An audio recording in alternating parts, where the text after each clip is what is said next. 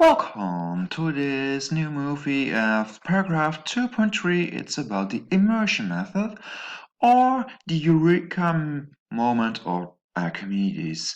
And you can see Archimedes over here, and he was sitting in his bathtub, as everybody likes to do, of course. And as you can see, there was water splashing all over. And he was like, "Yeah, eureka, I got it! Bling!" And what happened? Well, you can see that there was an overflow of water. And the overflow of water, the volume of that was the volume of his body. So he found out how you can measure the volume of an irregular body object. If you have a cube or a cylinder or something, you can calculate it if you know with a cube, if you know the height and the width and the length, you can simply multiply them and you have the volume or how much space it takes. But if it's not a normal object, it's not regularly shaped or irregular shaped, for instance, this over here, this small piece of rock, then you can't calculate it. You need to measure it some a different way. And that is what we use the immersion method that Archimedes found out. And we use measuring cylinders or graduated cylinders for that. Those are these things. And you might know them at home as well. You simply use it to read off a volume. If you have something that says you need 300 milliliters of water or 200 milliliters of water and it's a cylinder shaped thing, then it's a measuring cylinder. And we use them with science. And with science, we use them to precisely read off, measure the volume of, for instance, water. And you can see it over here.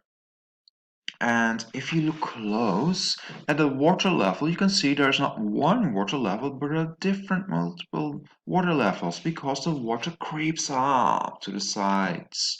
And when it creeps up to the sides, you can see it over here. You're wondering, what do I need to read off? The top or the bottom or something in between? Well, we agreed on that you need to read it off on the bottom, on the lowest level at the meniscus. So this is a volume of 60, not 62, but 60. So if I'm going to write it down, this is over here at the lowest level of the water and at 60, and I think these are milliliters, so 60 milliliters.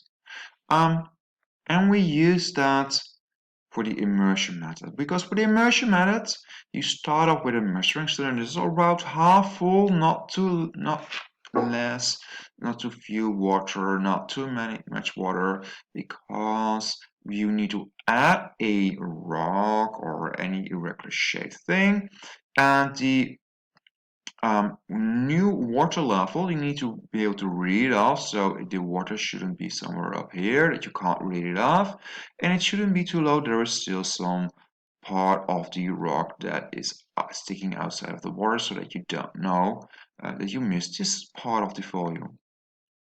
And what do? We first read off the starting level.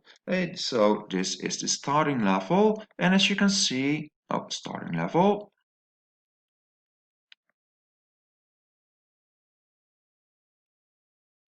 And the starting level, as you can read off, is 15 milliliters. Okay, and then you read off the finishing level.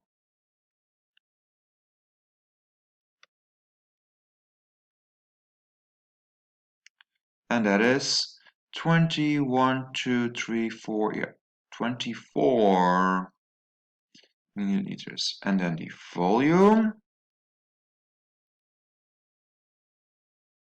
is the finishing level. And you know, with science, as with math, we need calculations. You need to show how you get to an answer. So the finishing level minus the starting level.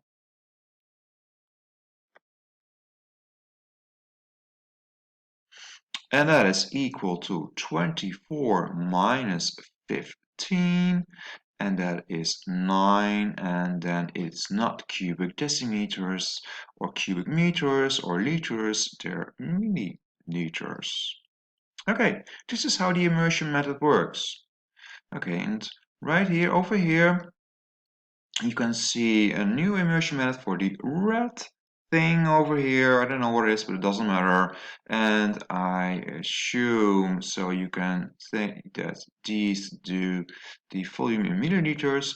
And what I want you to do, so the assignment in this movie is to calculate the volume of this object, and you need to write it down in your notebook or jotter. See you in class. See you then. Bye.